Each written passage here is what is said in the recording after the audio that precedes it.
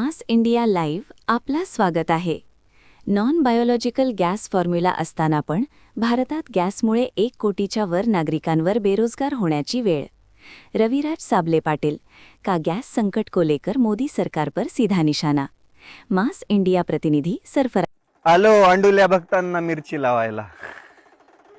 कायला टेन्शन घेता तुम्ही सगळ्यांनी मिळूनच एक अनपढ आपल्या भारताच्या गादीवरती बसवला आणि त्याला महान वैज्ञानिक बनवलं.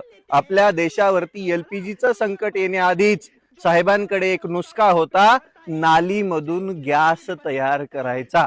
तर तो तुम्ही वापरा. पण सध्या भारत देशाची परिस्थिती खूप विदारक आहे. ठिकठिकाणी एलपीजी गॅससाठी रांगाच्या रांगा लागलेल्या आहेत. एलपीजी नसल्यामुळे हॉटेल्स बंद होत आहेत. प्रोडक्शन, या भारत देशाचं प्रोडक्शन 50 ते 55% सध्या बंद झालंय.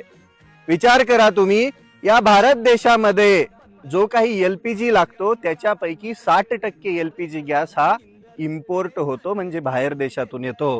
त्याच्यापैकी 90% गॅस हा हार्मोनच्या सामुद्रधुनीतून येतो आणि तीच आता बंद पडली आहे. आणि इथल्या सरकारकडे त्याच्यावरती कोणतंही सोल्युशन नाहीये. परवा दिवशी हेच सरकार म्हणलं होतं एलपीजी गॅसचा तुटवडा भासणार नाही, आणि 2 दिवसानंतरच तुम्हाला रांगाच्या रांगा दिसल्या.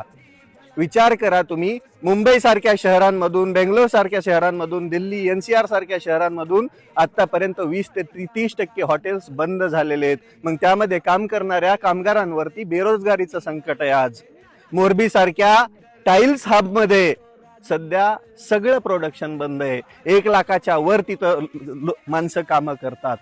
त्यांच्यावर बेरोजगारीची, तुरंत बेरोजगार व्हायची वेळ आली आहे. या भारत देशामध्ये जवळजवळ 1 करोड लोकांना आता सध्या लगेचच्या लगेच बेरोजगार व्हायची वेळ आली आहे. ते म्हणजे फक्त आणि फक्त एलपीजी गॅस नसल्यामुळे. या भारत देशाचं नेतृत्व एका अनपढ, गवार आणि संसदेमध्ये जायला घाबरणाऱ्या पंतप्रधानाकडे असल्यानंतर हीच परिस्थिती उद्भवणार ना.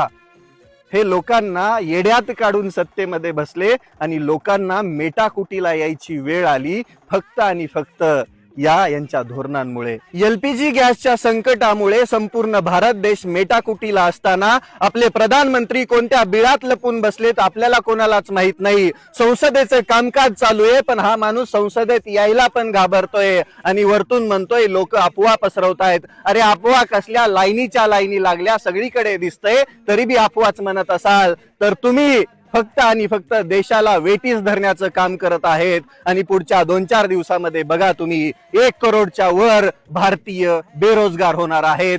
आणि हे सगळं या मोगली सरकारच्या